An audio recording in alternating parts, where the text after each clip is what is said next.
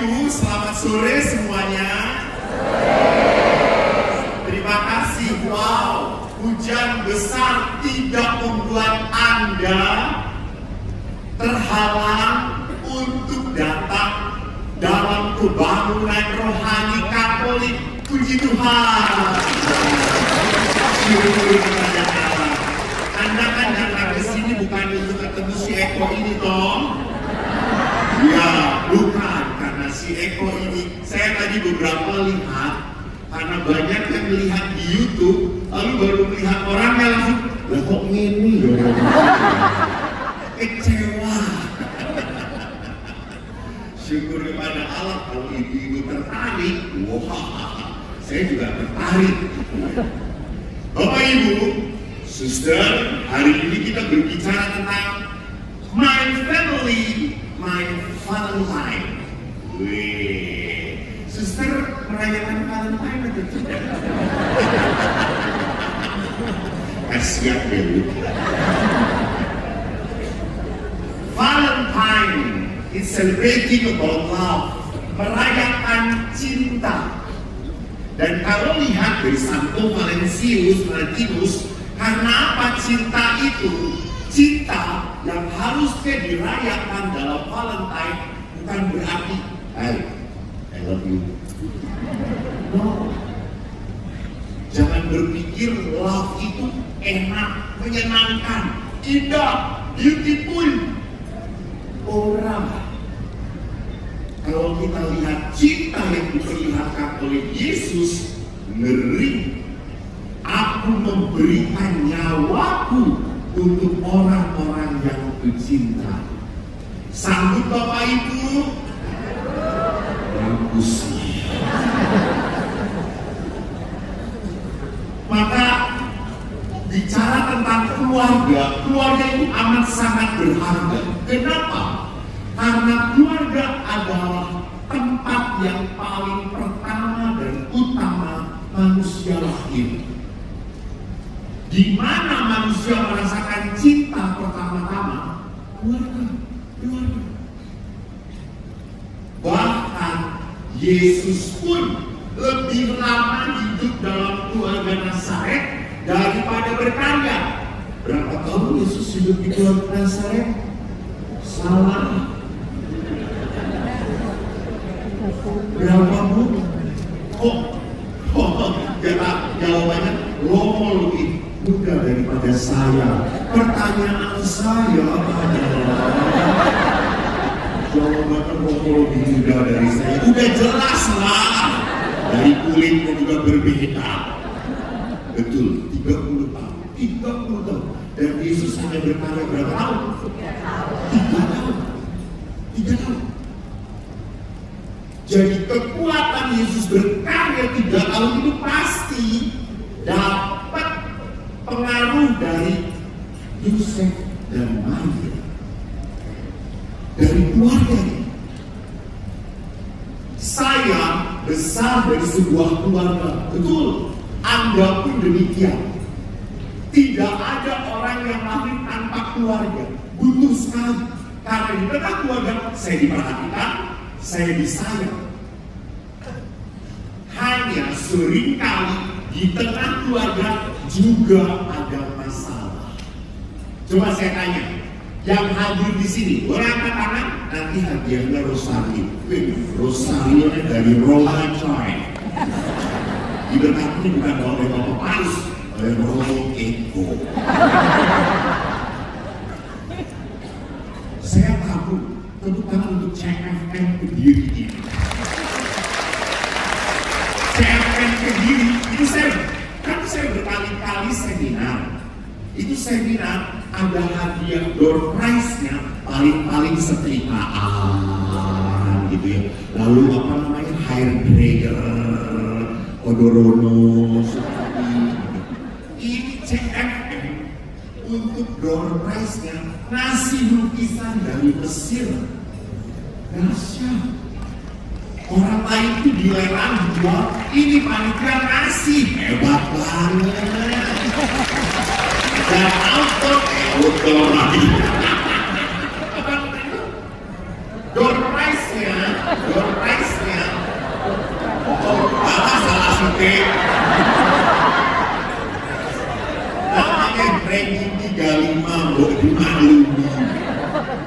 Door prize-nya nanti akan dibuka pada pukul 2 pagi, saudara-saudara.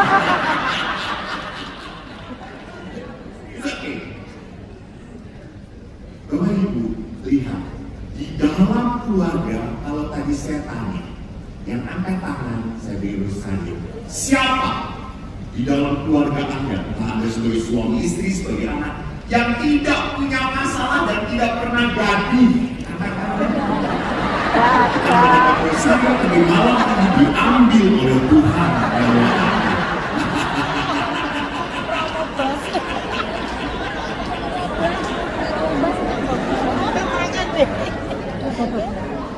Romo, kita seguru seilmu, jangan berusaha pasar. Pasti tidak ada. Kalau ada yang tidak punya masalah, sini datang ke saya ngasih masalah. Jadi lihat di sini bisa terjadi di dalam keluarga bukan hanya orang saling mencintai, tetapi juga yang parah adalah apa? Saling menyakiti. Ini yang menyedihkan. Maka lihat, kita coba kalau mau lihat apa sih, kenapa sih Tuhan menyatukan laki dan perempuan? Kenapa enggak laki-laki dengan laki-laki, perempuan dan perempuan? Kok laki-laki dan perempuan? Mari kita lihat di dalam apa kitab Kejadian. Ini namanya di Rogam. Saya mau tanya, ini apa saya ya? Nah, enggak.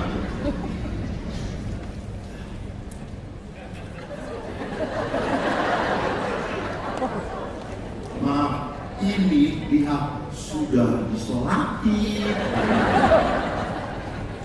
Nah, dalam kitab Kejadian, mari kita lihat Tuhan Allah berfirman, tidak baik kalau manusia itu seorang diri saja. Aku akan menjadikan penolong baginya yang sepadan dengan dia. Bagus. Tuhan berkata, gak baik manusia seorang diri saja. Tuhan berkata kepada para suster dan Romo, tidak baik manusia seorang diri saja.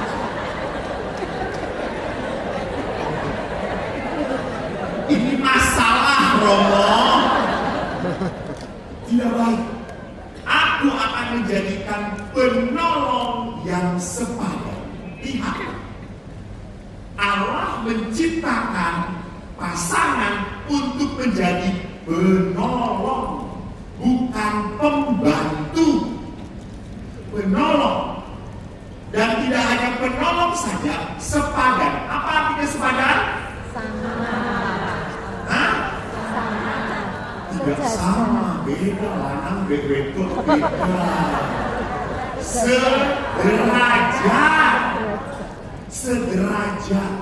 Sederajat. Karena kadang-kadang, maaf ya, pria itu kan, maaf, rasa percaya dirinya tinggi. Pria itu kan sangat butuh dihormati. Pria itu selalu berkata, Romo tidak bisa dalam keluarga, kepala keluarga adalah suami. Suami kepala keluarga. Boleh Pak, tapi istri leher keluarga. Kepala nggak bisa nengok kalau leher nggak nengok.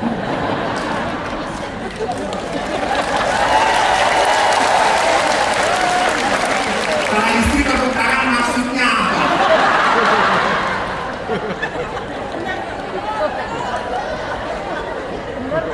Iya kan? Baru begitu aja sudah langsung harus siapa yang menang, siapa yang menang. Itu sudah tidak sederajat. Kalau dalam rumah tangga suami istri siapa yang menang? Di dalam keluarga itu tidak boleh ada saingan.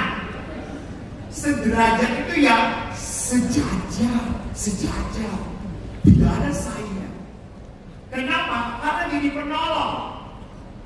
Bukan menjadi apa pesaing, bukan untuk bersaing, tidak, penolong yang sepadan.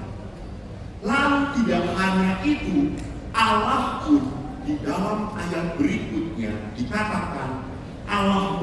membuat manusia tidur. Ketika ia tidur, Allah mengambil salah satu rusuk daripadanya, lalu menutup tempat itu dengan daging. Rusuk itu ada di mana? Ya, ini simbol kesejahtera. Walaupun akhirnya Hawa diciptakan dari rusuk, tapi seolah-olah dari tulang kepala.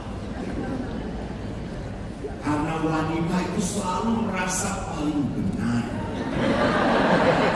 gak pernah salah. Ayo, gak ada tepuk tangan sekarang. Tepuk tangan karena merasa bersalah kok. Selalu saja menyalahkan suaminya. Tuh Pak, kan aku wis ngomong, ojo ngono. Gue salah terus. Terus kalau suami diam, menang wae. Orang ngomong, orang usul. Ngomong salah, menang salah. Wes mati wayang. Enaknya mati, mau lepas tanggung jawab ya. Nanti saja masih dibuat salah. Jadi saudara melihat, ini simbol-simbol yang menarik untuk memperlihatkan apa? Kesederajatan antara pria dan wanita. Maka di samping kesederajatan pendamping, lihat gerakan yang menarik juga di dalam ayat berikutnya. Nah, sebab itu, ini Raisa jalan. Ini siapa yang mengatur? Siapa bawa atas? Oh, bisa jalan.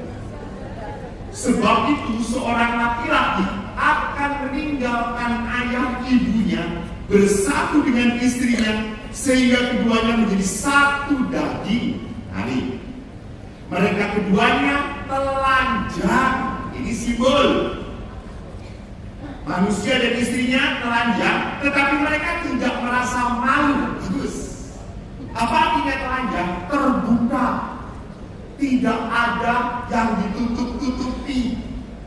Kalau utang, yang ngomong pada pasangan. Kalau punya rekening bank, yang ngomong dengan pasangan. Kalau gajinya berapa, yang ngomong dengan pasangan. Tapi ojo dikei kabeh. Mati Anda, dijatah Anda. Sang ini, wis, menem, saulan.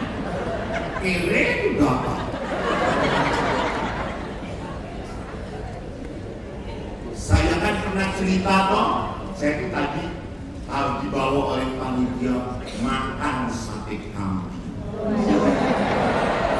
Pak Slamet di sini cabang dari Pare. Enak. Lalu saya karena senang makan sate, saya makan. Lalu yang lucu ada suami makan, lalu istrinya wis.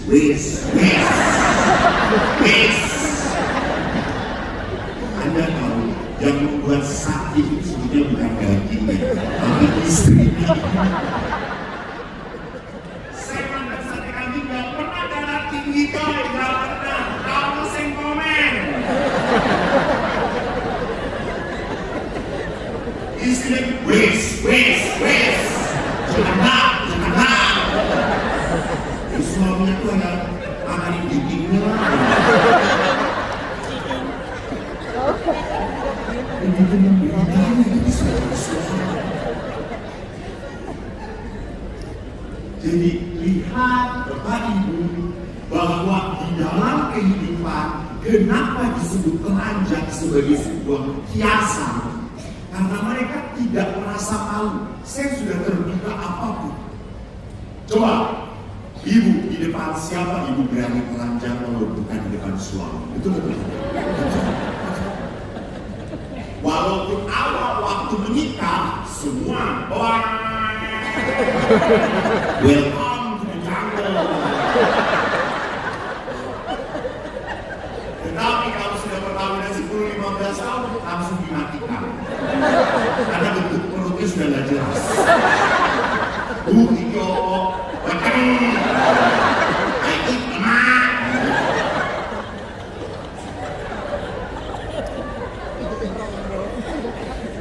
Jadi kalau kita kembali kepada kitab suci, ketelanjangan itu berarti apa? Sebuah keterbukaan. Dan dikatakan apa? Tidak malu. Maka kalau di dalam hidup perkawinan ada sesuatu yang tidak dilaporkan pada istri, ada rasa malu, ada rasa nggak enak, ada rasa nggak enak. Tetapi karena sing ngono wae ngomong ke bojone, sing ngono wae ngomong ora ngomong wis apa dosa massal. Kalau dosa massal itu tidak dimarahi Tuhan. Seolah-olah kesalahan itu sudah tidak mau jujur pada pasangan, itu bukan berarti bahwa saya akhirnya tidak mempunyai rasa salah. Pasti begitu. Hanya pertanyaannya didengarkan atau tidak. Maka kalau saya melanjutkan apa permenungannya, yang pertama ingin saya katakan adalah pertama, perkawinan itu adalah proyeknya Tuhan. Perkawinan itu proyeknya Tuhan. Kenapa menjadi proyeknya Tuhan? Karena Tuhan yang menyatukan. Tuhan yang menanamkan cinta pada Anda. Coba Anda yang duduk dengan pasangan, saling lihat, kok iso? Ini kok iso? Dan suami Anda lihat, hampir semua suami, coba pandang. Padahal istrinya sudah, kenapa, apa?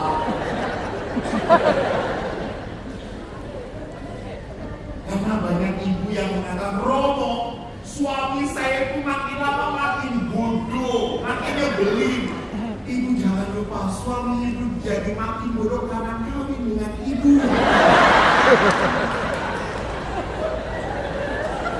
Nah iya toh, dulunya pinter, lalu setelah ini kan bodoh-bodohin, ya wes aku bodoh lain.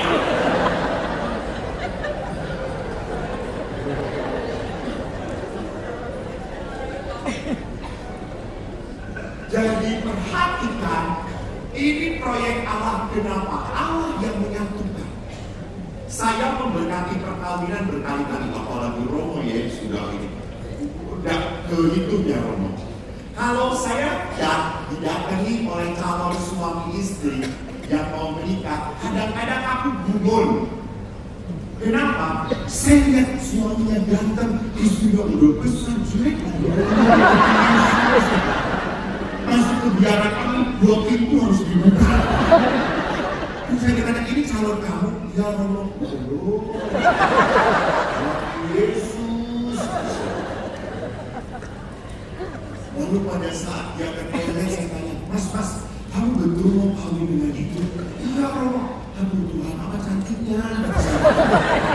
Pas dia buta, enggak Allah. Lalu kamu lihat apa? Romo tidak melihat yang saya lihat.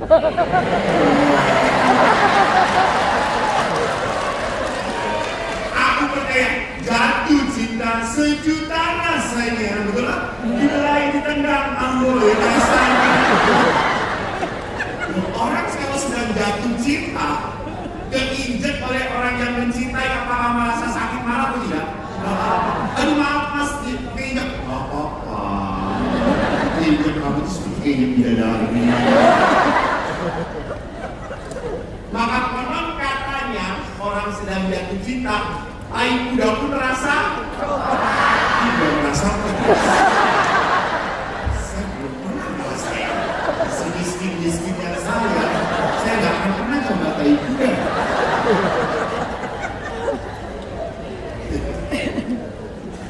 When you are falling in love, really, your decision steered by feeling.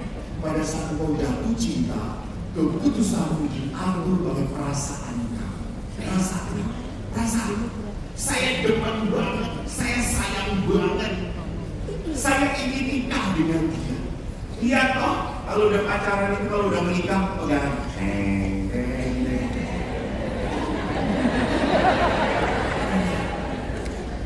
Tetapi kalau pasangan yang mau merayakan 25 tahun perkawinan, datang ke pasturan, bapaknya nyitik sendiri. Ibunya Pak E, Ose dong Pak E, Ose. Saya tanya, Pak mana ibu tuh belakang aja Pak.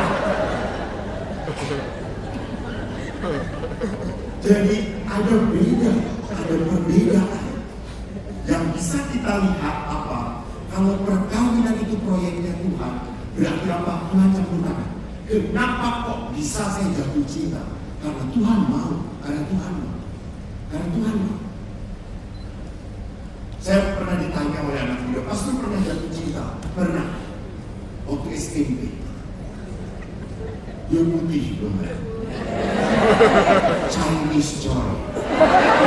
Mau perbaiki keturunan. Tapi saya berpikir kalau punya anak pasti belang. Dia cantik sekali. Waktu saya jatuh cinta, setiap pelajaran aku menatap dia. Dan dia tidak menatap aku.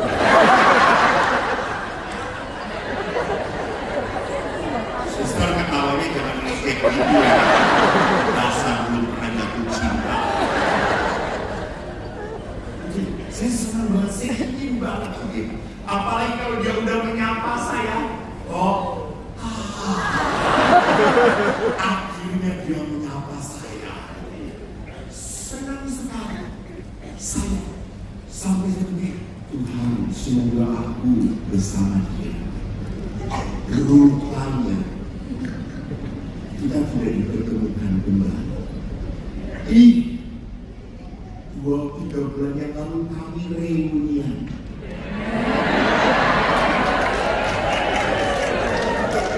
LCK.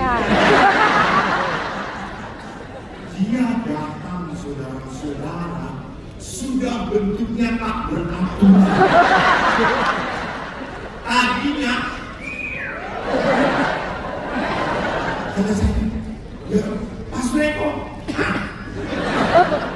Dulu kan khusus saya senang masih. Iya dulu. Sekarang Tuhan syukur pada Allah. Tidak mempersatukan aku dengan dia. Ya. Walaupun tertarik belum tentu dipersatukan oleh Allah. Jadi perkawinan harus diimani sebagai apa? Kehendak Tuhan. Tetapi ada juga, ada perkawinan yang dipaksakan. Ada perkawinan karena apa namanya? Bayar hutang. Ya di situ tentunya tidak ada apa rahmat Tuhan, karya Tuhan di dalam menyatukan. Tetapi bisa terjadi walaupun dipaksakan, kok utuh-utuh saja, kok baik-baik saja. Ya bisa terjadi Tuhan bekerja menyertai mereka. Setelah mereka bersatu, namanya karya Tuhan. Namanya karya Tuhan tidak bisa diatur. Maka lihat kalau proyek Allah tidak hanya campur tangan, maka Allah pun apa? Mengatur. Allah tidak hanya mengatur, tetapi Allah juga memberkati. Jadi saya dikerja di bagian.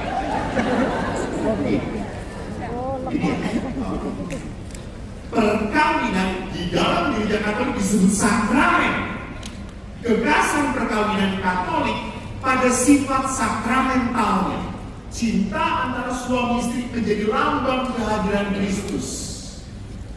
Jadi yang pertama, apa itu sakramen? Allah hadir nyata kepada pasangan lewat pasangan, kepada suami lewat istri, kepada istri lewat suami, dan kepada anak-anak lewat orang tua mereka.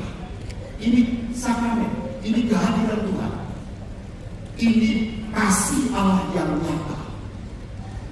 Maka kalau sampai perkawinan itu menjadi sesuatu yang menyakitkan, berarti ada salah satu yang tidak sanggup menghadirkan Tuhan. Saya tugas di rumah retret.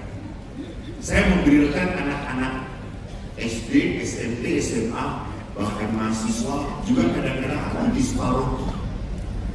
Salah satu yang kami bahas dalam retret adalah tentang luka batin. Suatu sore saya berbicara tentang luka kepada anak-anak SMA kelas 12. Di saat saya cerita tentang luka, ada seorang anak yang tiba-tiba berdiri, lari ke toilet, dan dia teriak, dia pukul pintu toilet keras. Semua kaget. Saya juga kaget. Guru-guru berdiri, lalu saya berkata, sudah tenang, ibu guru saya minta menemani anak itu. Saya teruskan. Pada saat setelah selesai, saya minta anak-anak keluar makan untuk makan. Saya ke toilet. Saya lihat anak laki-laki itu masih menangis. Dan waktu saya datang, dia langsung, Romo, saya minta maaf, Romo. Yoki, tidak apa-apa. Ada apa, nak? Romo, waktu Romo cerita tentang luka, cerita bagaimana sosok mama dan papa, aku gak kuat, Romo. Aku tiba-tiba meledak, aku benci banget dengan mama. Mama adalah orang yang paling menyakiti hidup saya. Lalu saya bilang, kok bisa? Maaf, dia buka baju atasnya, dia perlihatkan di dadanya ada bekas sebutan rokok. Lalu saya tanya, siapa yang melakukan ini? Mama. Kalau mama marah, mama merokok dan menyuruh saya. Lalu dia nangis karena mereka ingat kalau luka itu sudah ditahan, kalau orang meledak besar, saya biarkan.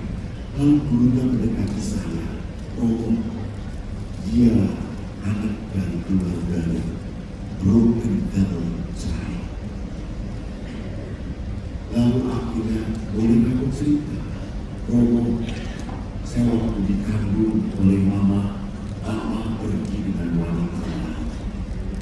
Mama marah sekali, mama kecewa sekali.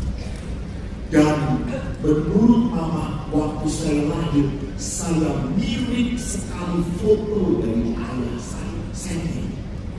Sehingga setiap mama marah selalu melampiaskan pada saya. Ya, di sini.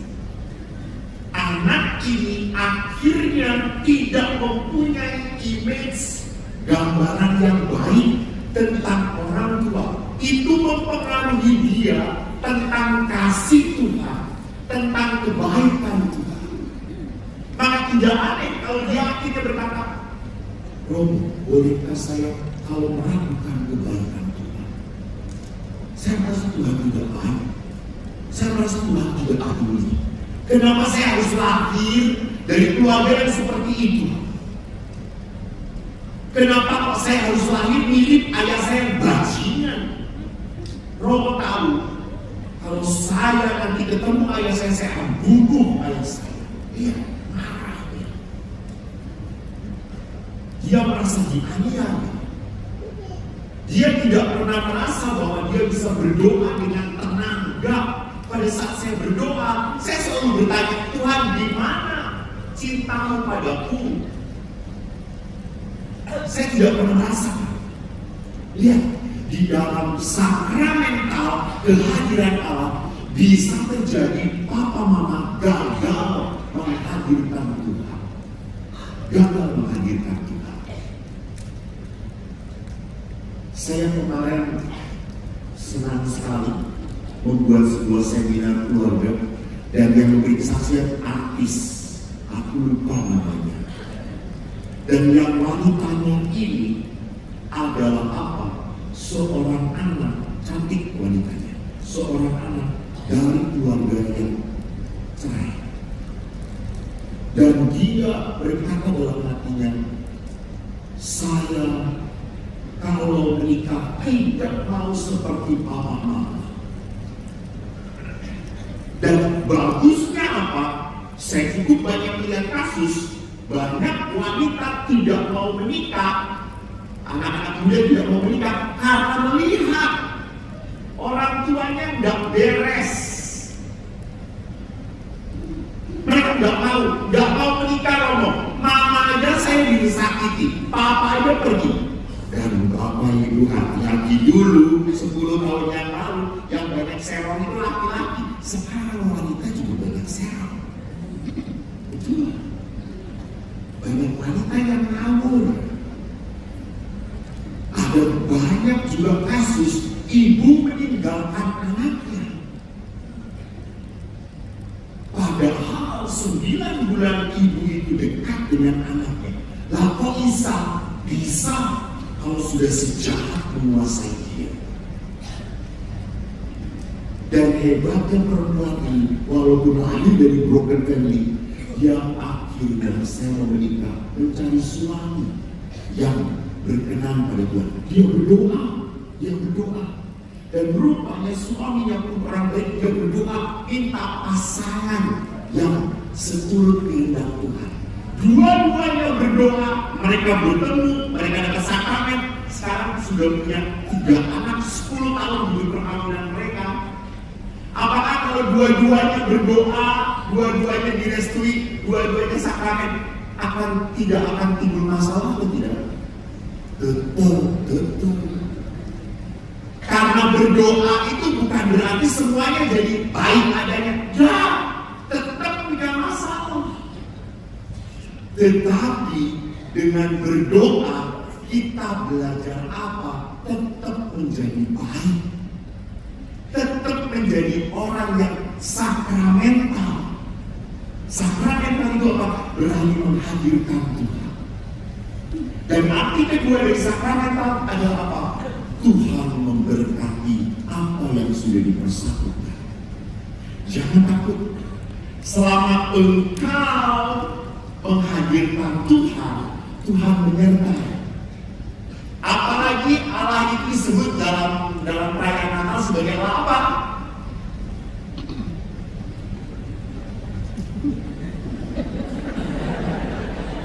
Dalam perayaan Natal, Allah itu disebut sebagai apa? Ya, Immanuel, Pak, kasih rosario, Pak, satu ibu. Tepuk tangan, betul. Nggak bohong aku. Coba perlihatkan dulu, sorry. Nggak percaya. Kasih cewek. Made in Italy, no, not made in China, made in Italy. Betul. Allah itu disebut sebagai Allah Immanuel. Apa Immanuel? Langsung angkat tangan. Oh, rosario ya. Ini tidak ada rosarionya. Allah beserta kita. Pertanyaan saya, apakah Allah selalu menyertai kita? Ya. Saya ulangi. Apakah Allah selalu menyertai kita? Ya. Di saat Anda menyakiti suami Anda, apakah Allah menyertai kita? Di saat Anda cerewet pada suami Anda, apakah Allah menyertai kita?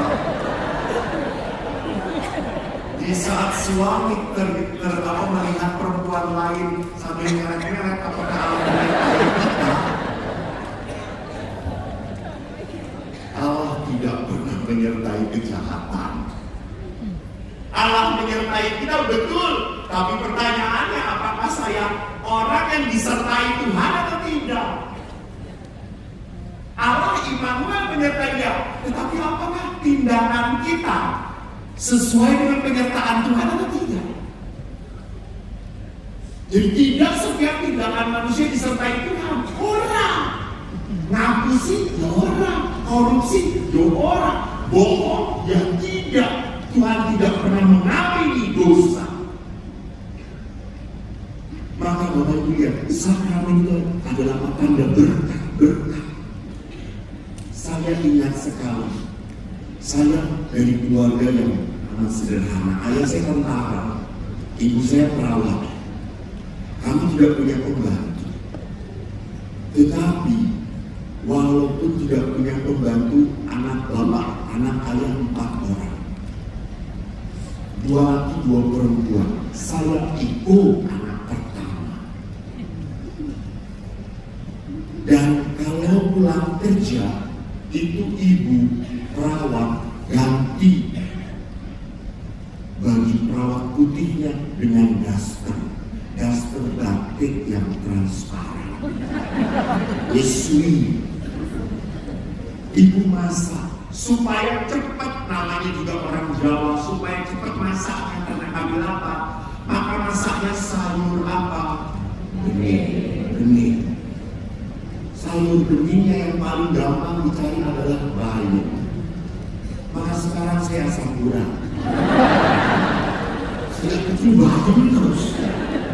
Dan bayam itu selalu disertai dengan apa gorengannya? Atau kodok-kodok kerengan ya? Dengan tempe, betul. Tapi yang saya pelajari dari ayah adalah apa? Kami itu anak-anak selalu protes. Bayam terus, tempe terus. Apa dipetak ayahnya? Bayam ini sehat nih. Kayu mangan bayam sehat nih. Tetapi ayah selalu berkata, bayam buatan Mbok itu enak. Itu ayah. Ayah tidak pernah menghina apa yang ibu buat. Ayah selalu mengatakan enak. Bahkan bagi ayah, kopi yang terenak buatan ibu. Itu ayah. Beli kopi Starbucks, Raina.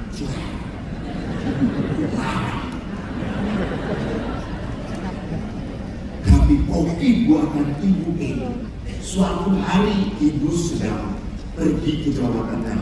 Eko ini ingin menyenangkan ayah. Kan namanya anak kan ingin dipuji oleh ayah. Ya atau tidak? Ya. Apalagi sama-sama lanang. Saya dipuji pelajaran, gak mungkin goblok. Paling bodoh. Di antara 4 ini paling bodoh saya. Adik-adik saya tuh rankingnya 5 besar. Saya 35 besar. Saya pernah masuk ranking 15 di seminar. Sampai ibu saya kaget. 15. Pada saat lihat jumlah muridnya 17.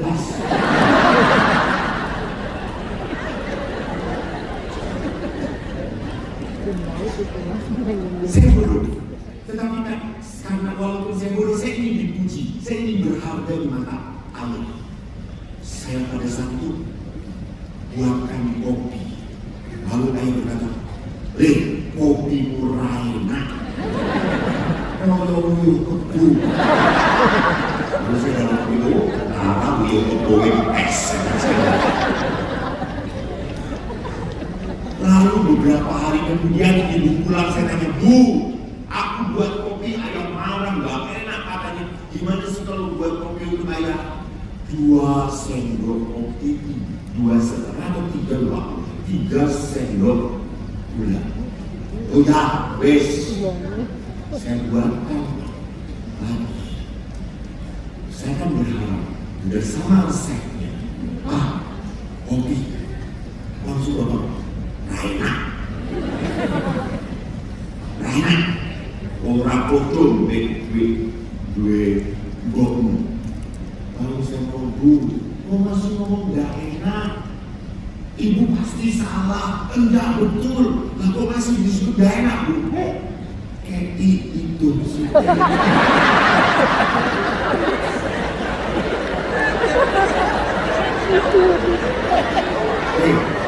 Di sini orang Jawa. Kalau Jawa itu kan diulek itu supaya apa kan? Supaya lengket kan? Itulah ayah saya tidak pernah melirik wanita lain.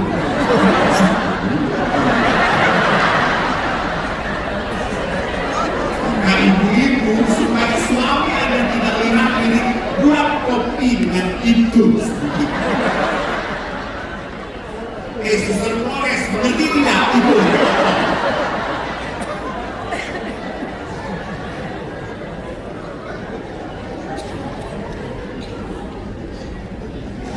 Jadi lihat di sini, karena perkawinan itu sakramental, dalam Amoris Laetitia, Paulus pun mengatakan perkawinan adalah hadiah untuk pengudusan dan keselamatan.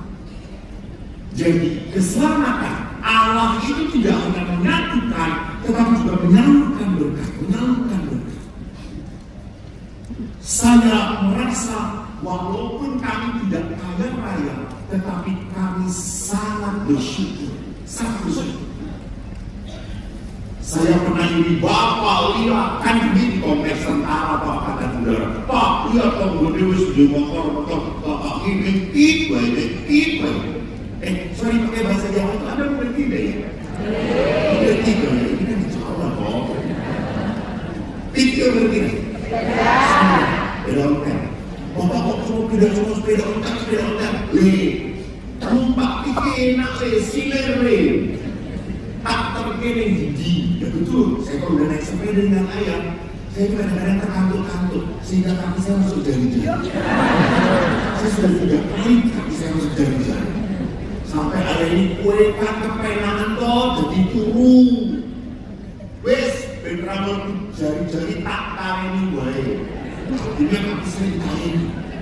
Dan selamat saudara-saudara. Tapi suatu hari ayah nabrak becak. Ayah tahu loncat, saya yang menang pun. Ayah loncat,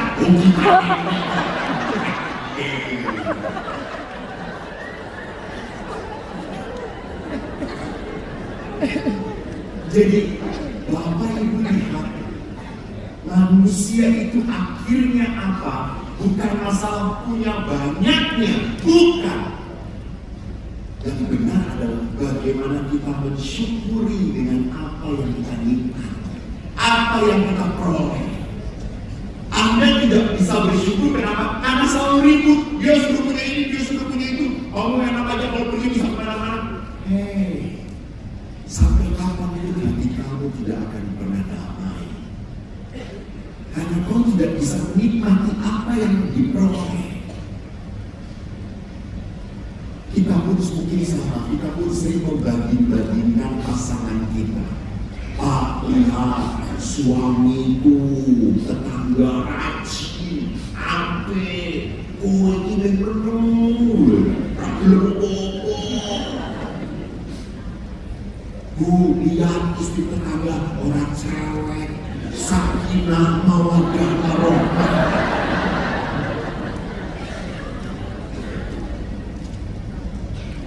Kita selalu apa? Kita selalu tidak bisa bersyukur. Padahal tadi kalau tidak salah bersyukur, mengutip kutipan bersukacitalah dan bersyukurlah senantiasa. Bersyukurlah.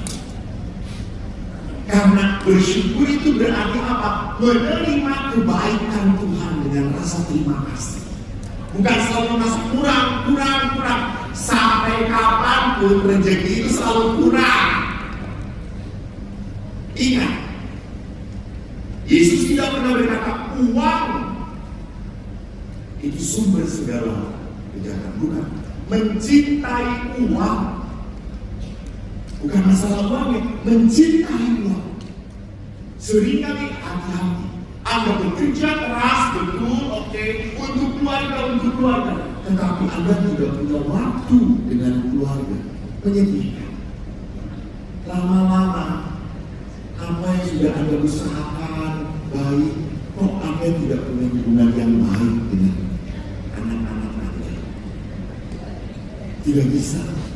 Kita harus berani sadar mana yang harus kita pertahankan dan mana yang tidak.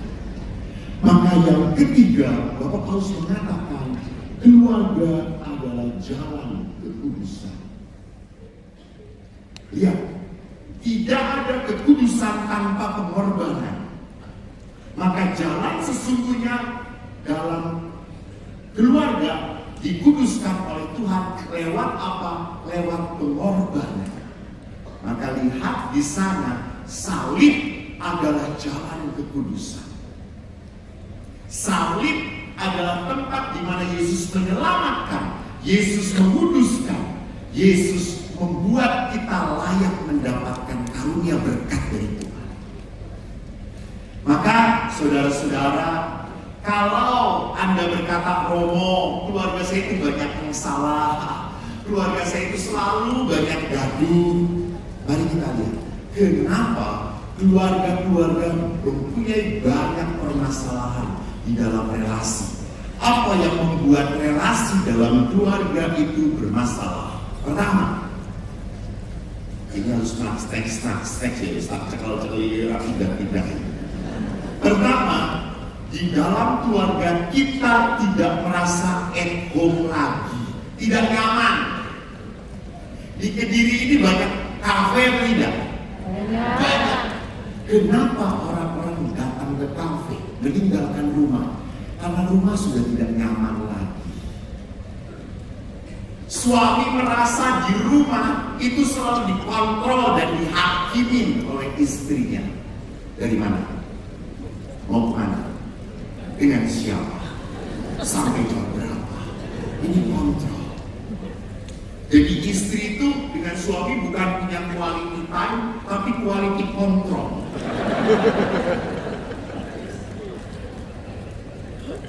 Selalu saja memeriksa. Maka seorang bapak pernah jalan dengan saya naik motor ziarah, lalu ada telepon, Pak, itu telepon, so Pak, Polda. Saya pikir Pak Polda Jakarta, taunya bojone. Berhubung si bapak itu sedang dengan saya, langsung dia matiin video call. Dengan Romo. Jadi merasa percaya istrinya kalau pergi dengan Romo. Padahal dengan Romonya cuma 25 menit, pergi ngaburnya 60 menit. Jadi kenapa orang-orang sampai lari dari rumah? Karena rumah sudah tidak merasa nyaman. Anak-anak pun sama. Kalau ditanya, Nak, kamu masih ngobrol gak dengan mama papa? Gak mau. Kenapa? Kalau ngomong dengan mama selalu disalah-salahkan. Mama ini ya Romo, semua kesalahan masa lalu diungkit-ungkit. Dari saya sejak lahir sampai sebesar ini. Dulu ya kamu ya, ingat ya dulu ya, itu ya.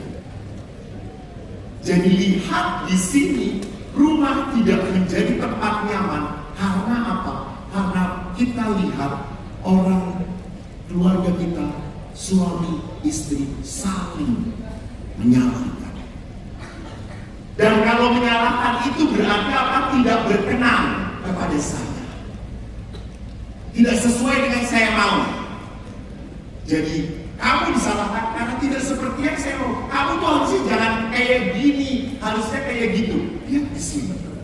Di dalam perkawinan, saat kita mengontrol pasangan, maka sampai kapanpun pasangan tidak akan pernah nyaman dengan kita.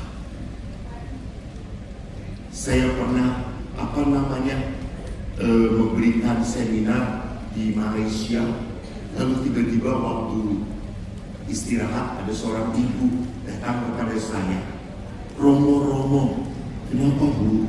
Tolong doakan suami saya. Emang kenapa suami? Budek dia budek. Tolong doakan supaya Tuhan menyembuhkan ketulian dia. Oh baik, saya datangin suaminya. Pak,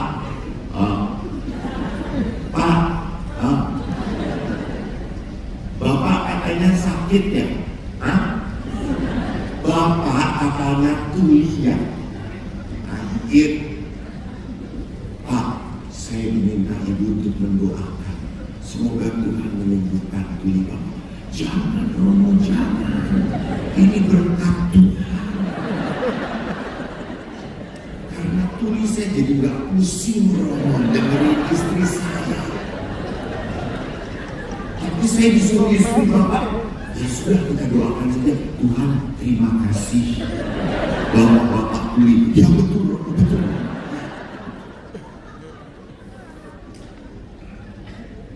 Jadi kalau kita bisa lihat kita tidak pernah bisa menyalahkan kenapa suami saya. Mungkin tindakan saya, kata-kata saya membuat dia tidak nyaman. Membuat dia tidak nyaman. Membuat dia tidak merasa diterima. Selalu saja dipojokkan. Saya bertanya, suami istri, ini pasti suami istri, karena bajunya sama. Beli satu dapat dua. Paket hemat. Ya, gak nyicil lagi. Oh, kere tenang. Bu, ibu berhadapan dengan ayah ibu dari ibu, orang tua, mertua beliau. Lalu suami ibu salah, melakukan kesalahan, lalu disalahkan oleh mertua. Ibu tahu suami ibu salah, lalu mertua, ayah ibu Anda menyalahkan suami Anda. Ibu akan berdiri di pihak siapa? Orang tua yang benar atau di pihak suami yang salah? Ibu berdiri di pihak siapa? Kenapa? Iya betul, beri Rosario. Betul. Bagus. Ibu berkata, saya di pihak suami. Kenapa? Walaupun salah, dia suami saya. Gitu. Jadi bagaimanapun saya harus membela, bukan menelanjangi, mempersalahkan pasangan. Tidak. Nanti setelah pulang di rumah baru dicekik. Kowe salah berarti. Kalau di depan mertua lindungin.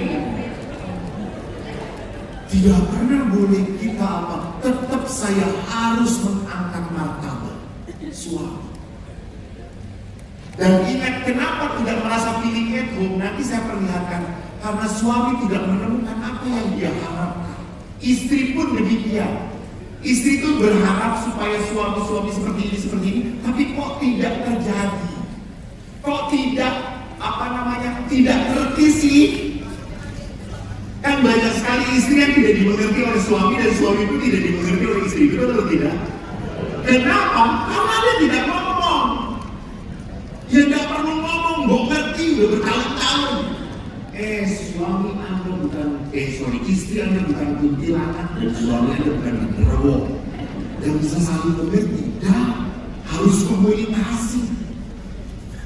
Maka yang kedua bisa terjadi perselisihan. Karena apa? Saya hanya terfokus pada diri sendiri. Saya kok tidak bahagia ya hidup dengan dia. Saya kok merasa tidak nyaman ya. Bahkan para istri juga sudah mengatakan, Romo, saya hidup dengan suami saya banyak berkorbannya. Banyak banget Romo. Saya kalau tidur sudah dikentutin sama dia. Yang ngoroknya keras banget Romo. Ibu-ibu ingat, ngorok itu anugerah. Ngorok itu berarti suami Anda masih hidup. Kalau ibu,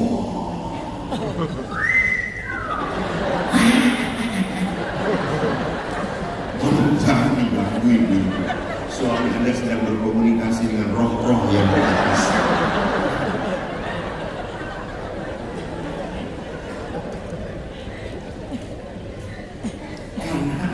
Karena memang ya, karena istri ke Romo, saya tuh kalau udah malam ngorok, saya kalau ngorok Romo, istri saya suka tendang, udah jangan malam dulu, Romo saya tidur. Lalu kan kalau perempuan tidur kan nggak tidur toh, suami udah tidur belum, aduh saya kapan tidurnya. Karena tidur dengan istri juga pas suami saya selalu disalahkan Romo, tidur dengan istri. Kenapa? Saya kira mau berhadapan-hadapan, namanya kan suami istri. Istri jangan berhadapan-hadapan kalau tidur. Kamu menghirup napas, aku hirup sesak kamu.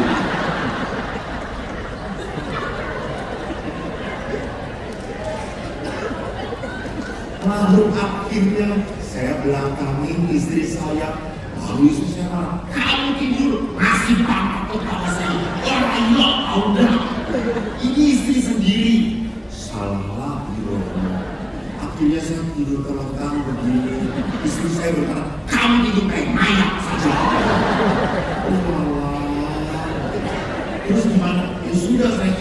depan televisi saja. Jadi lihat, kalau di dalam perkawinan yang paling utama yang paling utama adalah saya, maka selalu Anda akan menemukan hal-hal yang tidak berkenan pada diri Anda. Selalu Anda akan protes. Jangan gitu. Karena ukurannya siapa? Bagus, ukurannya saya. Ingat, di dalam perkawinan sudah tidak ada saya. Di dalam perkawinan kita. Jangan berpikir Anda tidak bahagia, suami Anda lebih tidak bahagia. Hanya mereka tidak mau ngomong. Kan istri itu ngomong itu minimal 30.000 kata per hari. Bayangkan, laki-laki itu cuma 7.000 kata.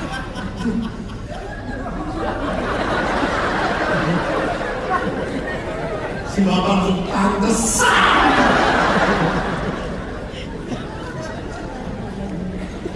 Lihat kalau perempuan itu kan selalu aja ngomong, tidak pernah bisa diam, sendiri ngomong. Itulah perempuan, karena ingin mengekspresikan, nggak tahan kalau nggak ngomong. Selalu. Kalau laki-laki coba, kalau ibu ditanya gimana bu, langsung berangkat. Kalau gitu gimana pak? Kayak gini. Baik-baik saja. Oh sehat.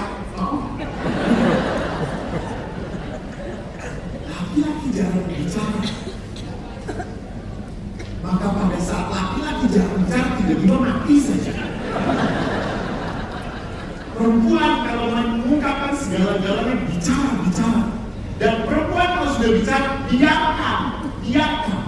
Anda hanya perlu menanggapi,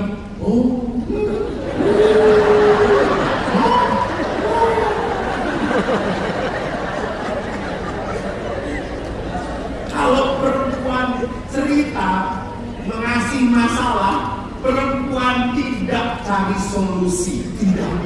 Jangan kasih solusi. Salah.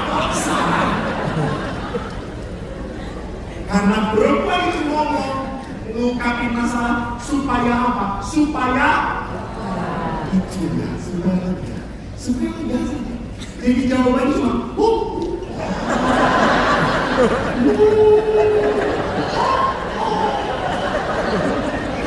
dan ingat, Anda harus tahan 30.000 kata.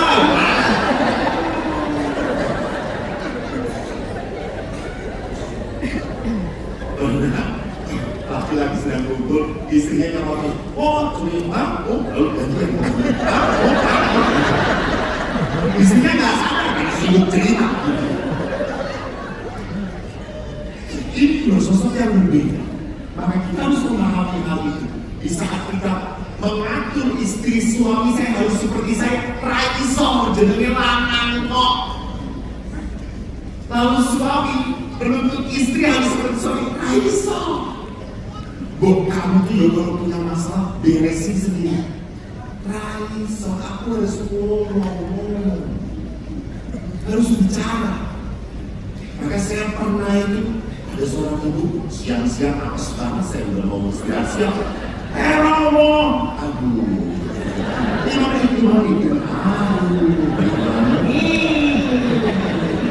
Kalau sejak nggak selesai. Si ibu ngomong terus tanpa nafas. Karena dia sudah berapa puluh ribu nggak pernah ngomong-ngomong, dia gelontorin sama orang. Setelah 1,5 jam, dah selesai. Baik bu, menurut saya sudah, saya nggak boleh dengar ngomong. Saya selesai. Dan berarti saya sudah puas. Saya pulang. Dadah. Ibu puas, iya. Ibu lega, saya jengkel.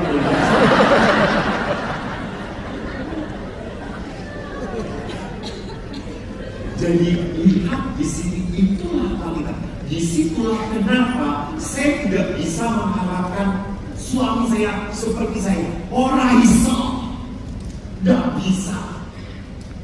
Ukurannya Anda, karena dia laki-laki. Dan setiap laki-laki kan sulit mengekspresikan sayang. Coba, Bapak Ibu, angkat tangan. Siapa yang punya suami yang tiap kali mengatakan I love you? Suami yang mengatakan I love you, bapak yang angkat tangan. Ya Allah, Tuhan Yesus.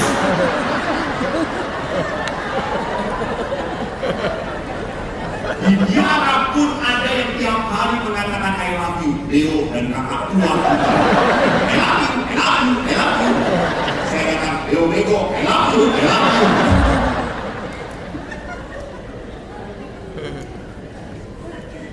Tapi jarang sekali dia hanya beberapa, dan itu pun yang katakan suami pasti jarang. Istri itu ingin banget. Suami itu udah alhamdulillah, gitu. Suami udah gak butuh. Istri butuh banget dikatakan, cantik banget sih. Betul atau tidak?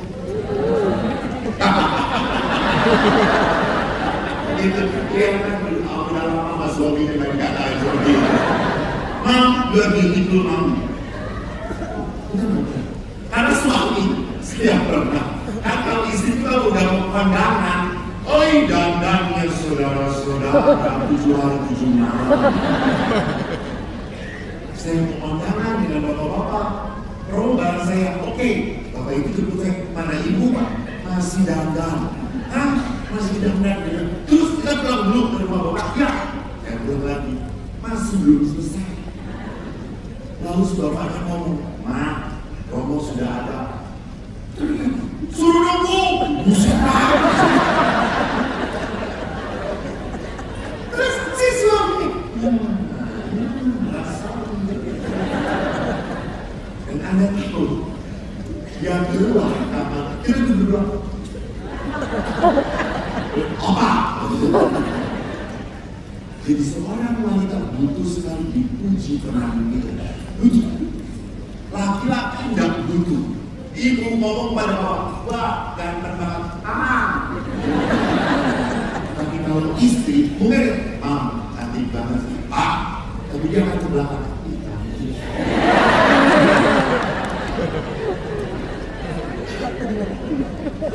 Saya itu, bapak ibu di Bandung, banyak dikirimi makanan sama ibu.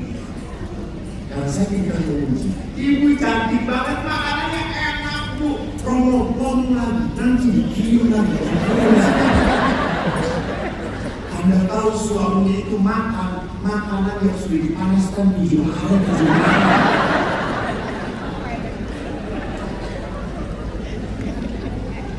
Suami apakah nggak perlu dipuji? Butuh. Suami bukan dipuji. Pernah bilang suami butuh dipuji pekerjaannya.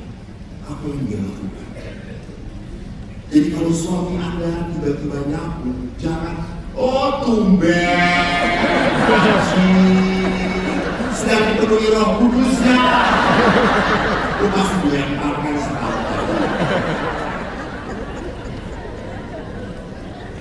Jadi kalau suami Anda tiba-tiba Pak, matur nuwun Pak, terima kasih banyak Pak, gitu, meringankan tugas saya. Atau suami tiba-tiba bawa piring kotor gelasnya ke ke tempat dapur, pujilah, wah Pak, terima kasih sudah berbagi tugas, thank you Pak. Tapi jangan berkata, ngono wae tidak dipuji, aku berdino Pak. Maka kalau suami Anda mengganti lampu yang sudah 2 bulan mati dan tidak diganti-ganti, kasih bukan, Bapak bila bisa berani berkorban untuk kami, memasang lampu itu berani mati ya Pak. Maka ibu-ibu jangan pernah melecehkan pekerjaan suami. Apalagi melecehkan gaji suami, itu merusak harga suami. Jadi pada saat dikasih, bersyukur, wih aku temen. Kok sak ini? Buat pengorbanan suami Anda, dihargai. Jadi tidak fokus pada diri sendiri, tetapi juga memikirkan apa yang dibutuhkan pasangan. Maka penting sekali di dalam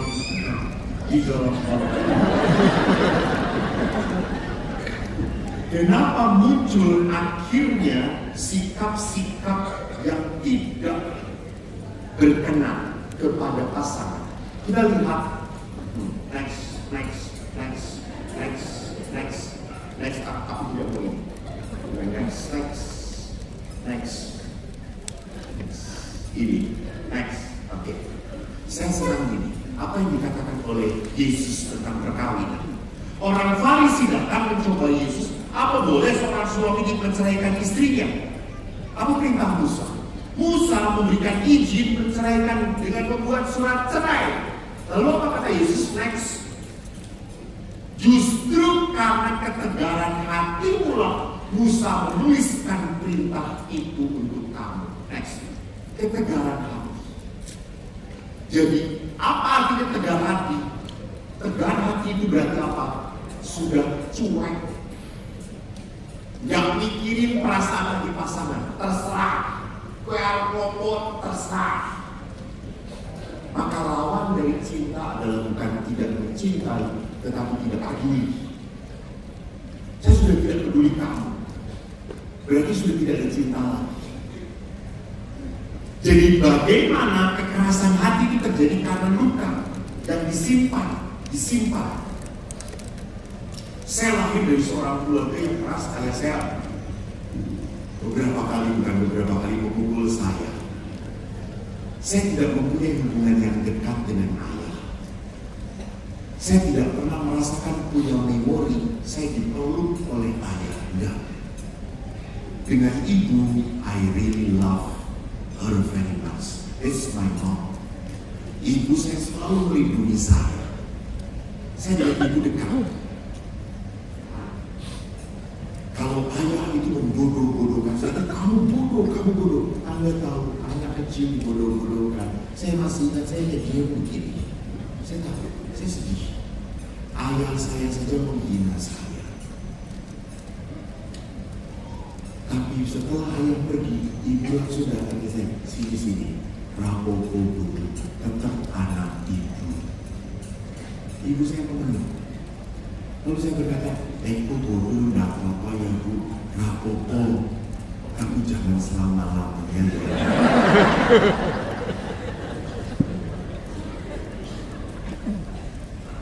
Ibu selalu mencoba melindungi saya. Dan waktu saya masuk seminari, ayah saya yang ragu-ragu, ibu, waktu saya ngomong, kamu mau masuk mana? Seminari, mau ganti rokok. Tak doa Yona. Bapak datang, apa Pak? Mau jadi rokok. Mungkin bodoh, mungkin pinter. Bagi paling prodiator, poster. Saya lama jengkel juga. Biarin nanti kalau sudah jadi rokok, saya khusus untuk orang-orang bodoh. Tuhan dengarkan doa saya. Saya tidak mengatakan Anda bodoh. Yang bodoh itu CFM, bukan saya. Tetapi lihat ibu yang selalu mendoakan saya, ibu yang selalu dekat dengan saya, ibu yang sangat menyayangi saya. Saya tidak pernah punya hubungan begitu sayangnya dengan ayah. Sehingga setelah jadi pastor, saya kalau ke Roma, itu Rosadi itu mahal itu. Saya kalau ke Roma, saya beli oleh-oleh yang paling mahal begini. Saya pernah belikan ibu Leontin seharga 500 euro dari gold, dari emas. Saya suka. Dan ibu suka sekali Leontin Buddha Maria. Dia selalu pakai. Bu, pada saat Bu, Leontin, larang Leontin tenang. Bu, kafe 500 euro Bu, larang. Rapopo, kamu ibu, aku jika hadiah kok. Lalu bapak datang, aku apa kok? Rosario kan? Ini 1 euro. Karena dibes-beskan selalu ada 1 euro. Ini itu bapak. Dan saya selalu jadi pastor pun kalau telepon, ibu tuh gak punya telepon, ayah yang punya telepon. Saya telepon, Pak, Eko, ibu, gak mau ngomong dengan bapak, gak. Saya tidak punya kedekatan. Kenapa? Bahkan waktu saya mengolah hidup batin saya, Luka itu rupanya apa? Menyetel saya. Saya menjadi pastor waktu awal, saya di rumah retret, saya tuh pastor paling dalam. Saya kalau dengan anak-anak SD tidak bisa gantung, langsung saya kasih ke kuburan. Karena di rumah kami ada kuburan. Kamu tidak bisa menghargai pastor yang hidup ke kuburan. Hargai pastor yang mati. Semoga mereka bangkit dan terima kasih. Saya akhirnya menemukan kenapa saya menjadi pastor yang kasar, karena saya disakiti. Jadi lihat di sini kekerasan hati. Maka dalam perkawinan kita harus sadar siapa pusat dalam perkawinan kita. Saya tanya, ibu, bapak, Pak sudah berapa tahun menikah?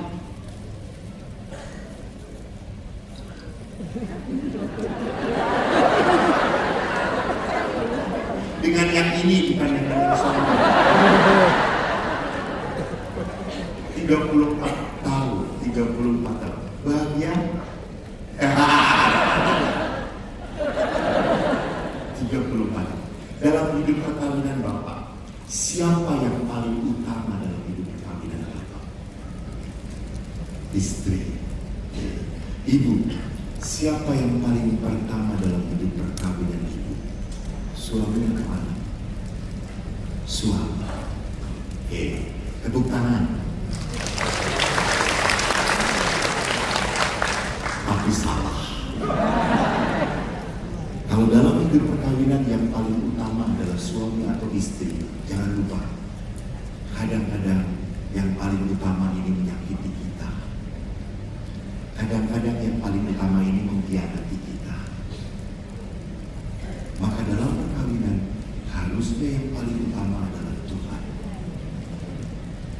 Pada saat engkau mencintai Tuhan dengan benar, kau tidak akan menyakiti pasangan.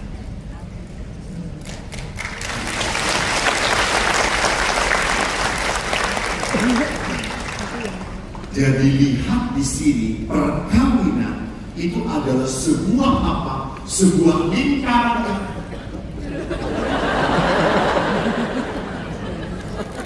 Konsep.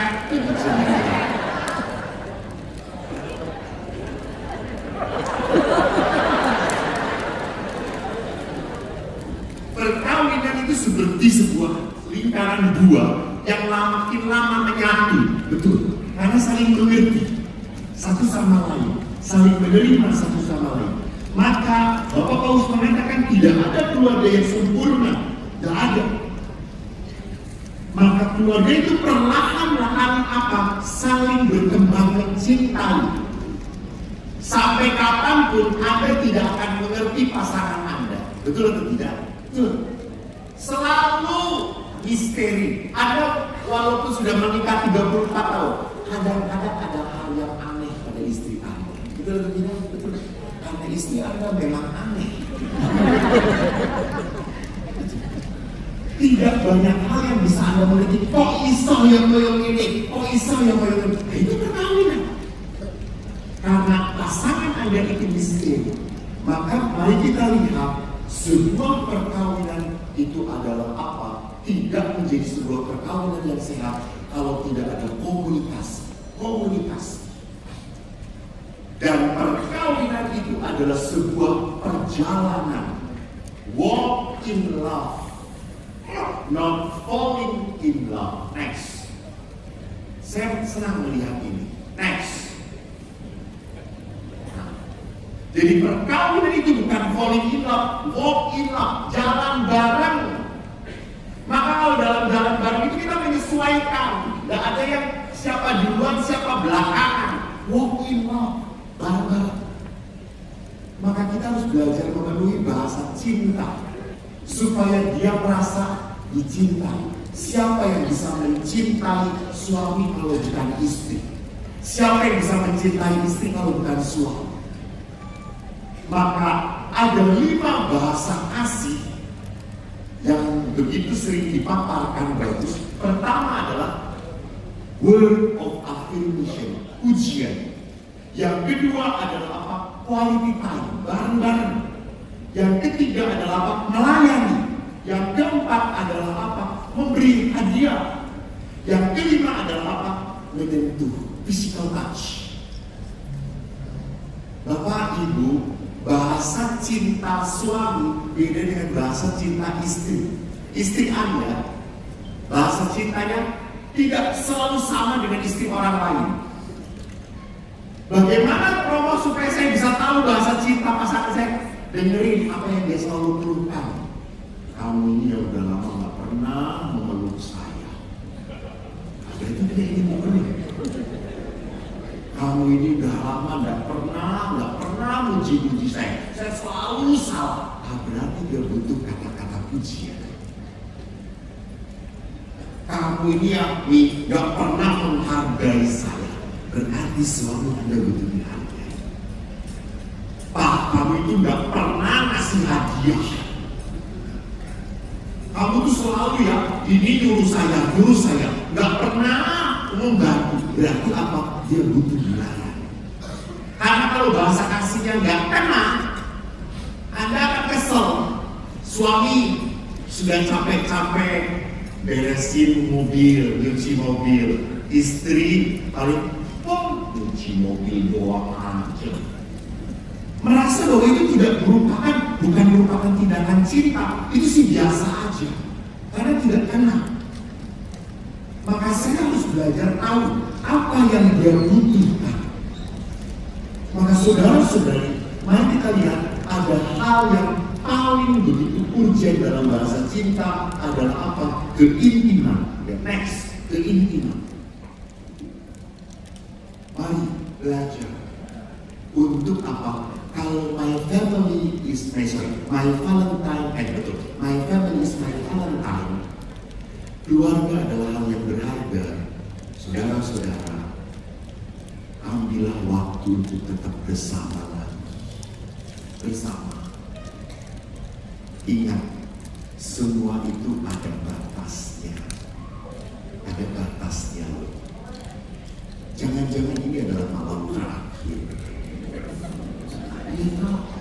Siapa tahu?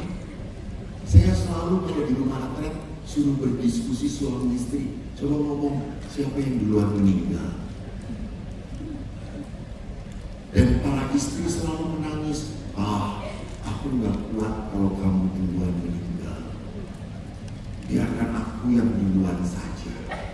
Lalu kalau suami, nggak apa-apa kamu duluan. Saya sudah siap.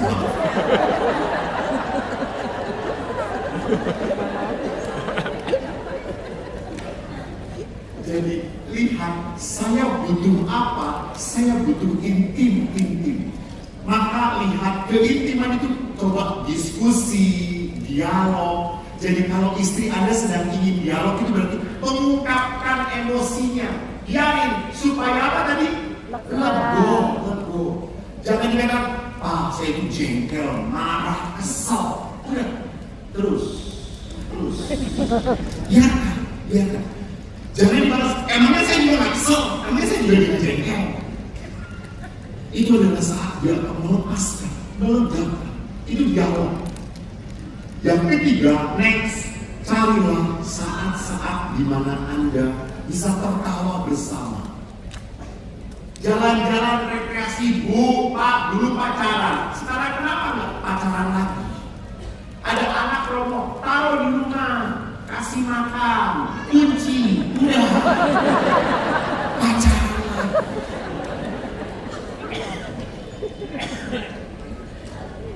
Pak, 34 tahun, kapan terakhir gandeng istri Bapak? Udah jarang kan, Pak? Ya, pegang istri Bapak, apalagi waktu di mall.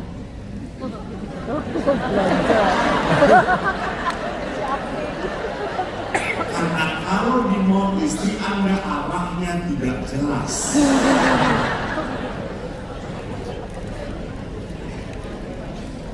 Sentuh istri Anda, Pak. Istri itu butuh banget disentuh. Jangan hanya menyentuh kalau mau ada maunya. No, touching, pegang. Dia sedang begini, sedang begini. Anda jangan mengatakan pegel ya. Itu tuh tanda bahwa dia itu ingin dipijetin, pegangin. Jadi istri tuh, Pak, itu tanda. Jangan marah, saya juga kesel.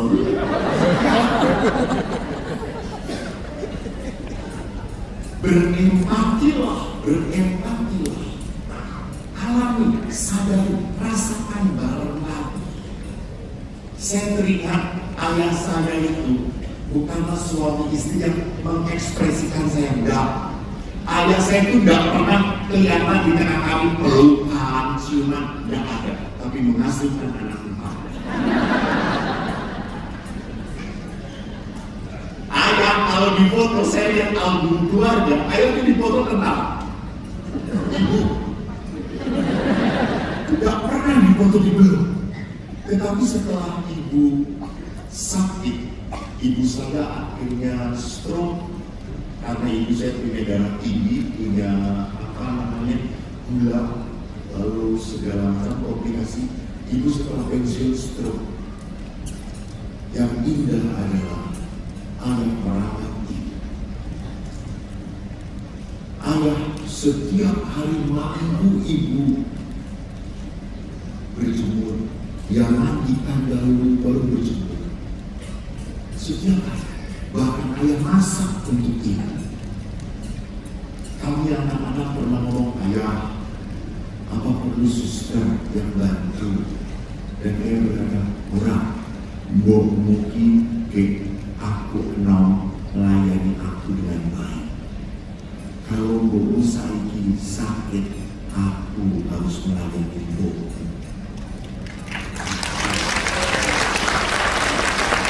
Ini pertama. Maka ayah itu apa? Begitu sayangnya pada ibu. Sampai ibu sakit akhirnya kurang lebih 7 tahun. Tahun keempat, ayah saya kena penjepit tulang belakang, saraf belakang. Ini apa ini? Pinggang dengan saraf leher. Saya yang bawa dokter, dan dokter, Pak, Bapak penjempitan leher dan tulang belakang. Bapak tidak boleh angkat-angkat keras lagi. Bapak saya menangis. Saya langsung ngomong, tentara kok nangis. Dulu dia menganiaya saya, sekarang saya menangis. Romo. Bosok tentara sakit sitik gue menangis. Kuat loh. Lalu saya ngomong, kok aku nangis bukan karena sakit. Terus apa? Kamu dengar dari dokter apa? Saya gak boleh ngangkat berat lagi. Siapa mati yang angkat ibu untuk berjemur? Aku udah gak boleh lagi. Di situ langsung saya dia memikirkan istrinya, dia tidak memikirkan dirinya. Dan waktu akhirnya ibu serangan dan terakhir ibu masuk ICU, saya menunggu di ICU. Saya tidur di ICU karena saya diberi izin. Lalu dokter mengatakan, Romo, ibu Romo ini kuat sekali. Lalu saya berpikir, kenapa ibu kuat? Ibu sangat sayang ayah. Ibu tidak mau meninggalkan ayah. Lalu akhirnya saya ngomong kepada ayah. Ayah ngomong kepada ibu duluan.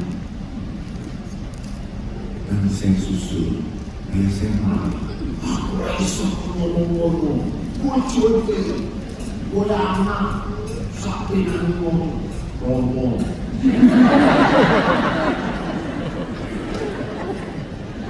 Kenapa saya suami ibu itu sayang banget sama ayah? Ibu sudah sakit, ayah kan sudah mengatakan, sudah melepaskan. Ya sudah.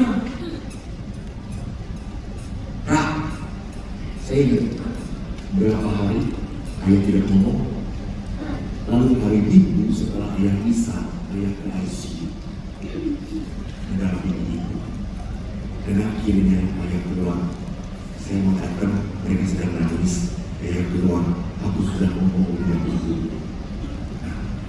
hari Minggu, hari Selasa itu. Dan waktu meninggal, kata-kata ayah begitu memukul saya. Dia berkata, saya bahagia, istriku gak sakit lagi. Sekarang yang sakit saya, karena saya kehilangan orang yang saya sayang. Sampai waktu mau 7 hari ibu, saya telepon ayah. Ayah, kita misah untuk ibu. Lalu ayah berkata, kok untuk apa ya aku hidup kalau sudah tidak ada ibu lagi? That is love. Itu cinta yang begitu kuat. Karena apa? Ayah selalu mempersatukan ibu dan ibu mempersatukan ayah.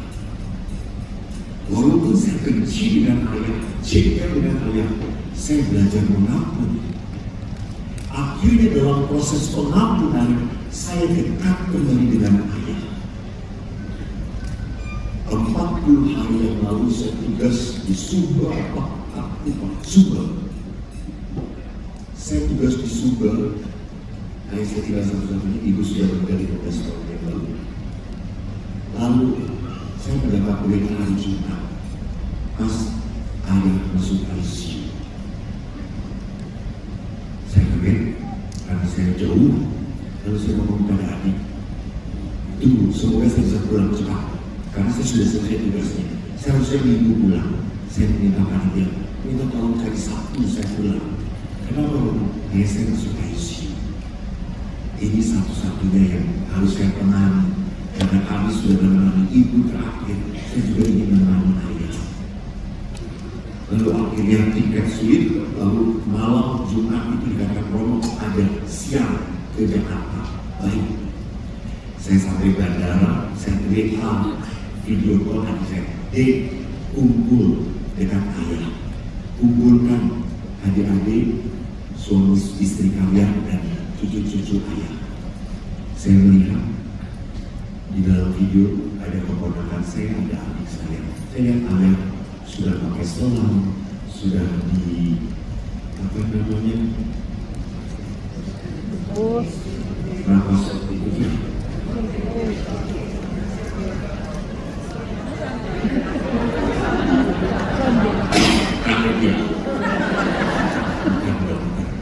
Saya bilang, lalu saya ngomong, ayah, Eko mau pulang, tunggu Eko. Ayah harus minta maaf pada Eko. Karena ayah banyak nyakitin Eko. Eko juga harus minta maaf pada ayah. Tunggu ya, Eko sore pulang. Lalu saya berdoa, saya tutup. Saya tutup karena saya mau naik pesawat blocking. Saya sampai Jakarta, saya buka WA. Adik saya mengatakan, ayah makin drop. Lalu saya berkata, yuk video call lagi, kumpulkan seperti tadi. Tunggu ya mas ya, 5 menit, oke. Waktu saya 5 menit saya berdoa, Tuhan, buat saya bisa menemani ayah. Saya sayang ayah. Ayah berharga bagi saya. Saya ingin menunjukkan rasa bakti dan permohonan maaf saya kepada ayah. Lalu akhirnya tiba-tiba ada suara, kamu jangan egois. Akhirnya saya buka handphone, saya video call lagi. Saya lihat ayah, kalau sudah tidak kuat, ya sudah, pergi, tidak apa-apa. Eko hanya mau mengatakan terima kasih, karena ayah keras, Eko jadi romo seperti ini. Eko minta maaf ya, Eko selalu menyakitin ayah. Karena 2 minggu sebelumnya saya marah dengan ayah. Saya sudah minta maaf saat itu. Saya minta maaf. Eko kadang sombong dengan ayah. Maaf ya ayah. Terima kasih. Boleh saya anaknya, boleh memberkati ya. Saya berkati ayah. Saya tutup. 1 menit kemudian ayah meninggal dunia. Malamnya saya sampai rumah sakit. Saya berkata kepada adik-adik, saya mau mandi ayah. Lalu adik-adik saya berkata, yuk kita bareng-bareng lah. Lalu saya mandi ayah. Saya masih ngomong pada dia, ayah, dulu waktu Eko kecil ayah mandi Eko pakai air hangat. sekarang aku mandi air pakai air dingin. Rasain. Saya masih bisa bercanda dengan ayah waktu itu. Tetapi akhirnya saya menangis. Kenapa? Waktu saya peluk ayah tidak mau peluk saya lagi. Itu batas. Orang itu mengungkapkan cinta ada waktunya.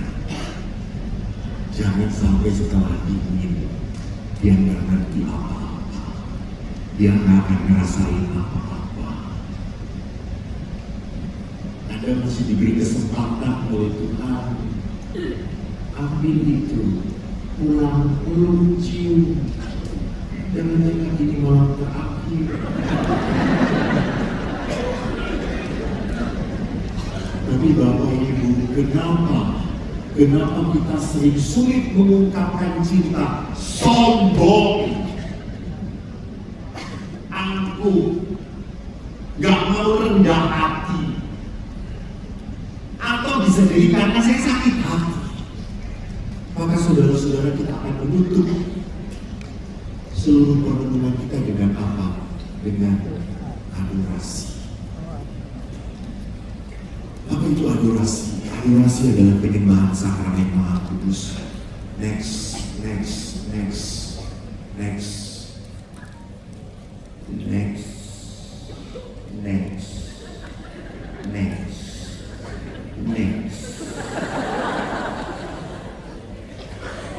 Ya. Bahkan Santo yang dikenal sebagai Santo Alfonsus Liguori mengatakan penyembahan sakramen Maha Kudus adalah devosi terbesar dalam sakramen. Jadi dalam sakramen Maha Kudus Allah sungguh hadir.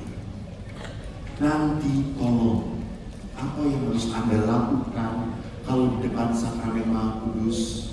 Anda bisa mencurahkan isi hati Anda. Sadar, ini Tuhan. Rendah hatilah. Saya tidak bisa di depan Tuhan mengatakan kesombongan saya. Saya tidak pantas, saya berdosa. Saya masih menyimpan kemarahan, kejengkelan. Bapak Ibu, saya kalau dipercaya, manusia itu butuh mujizat, bukan disembuhkan badannya. Tapi yang penting disembuhkan apa? Batinnya, hatinya. Kita terlalu banyak menyimpan marah, dendam, kecewa, maka kita susah suka cita. Berikan pada Tuhan. Tuhan bisa mengangkat sakit hati. Tuhan, ajari aku mengampuni. Buat aku bisa mencintai lagi istri saya, suami saya. Buat supaya saya bisa memaafkan suami saya yang telah menyakiti saya, yang sudah menghina saya, yang sudah menghancurkan keluarga. Ingat, Anda tidak bisa mengampuni kalau Tuhan tidak masuk ke dalam hati. Malam ini Tuhan ingin masuk. Rasakan. Kalau Anda sedang mengidap satu penyakit, percayalah, seperti jantan miskin, 12 tahun dia sakit pendarahan. Dia sudah berobat kemanapun dan tidak baik. Dan waktu dia melihat Yesus, dia berkata, asal hujama, jumbai, aku sembuh. Dan Bapak Ibu ingat, di dalam Injil, Yesus waktu menyembuhkan, apa yang dikatakan oleh Yesus? Rosario. Lebih keras, Bu. Ya, yang menyelamatkan kita, imanmu menyelamatkan kamu. Percaya, iman apa? Percaya, berserah kepada Tuhan. Maka Bapak Ibu, mari kita duduk sejenak. Kita mencoba untuk membuka hati kita. Kalau Tuhan hadir, Tuhan itu mengundang kita. Ini aku, ini Bapa. Katakan apa yang kau butuhkan, apa yang kau bicara kepada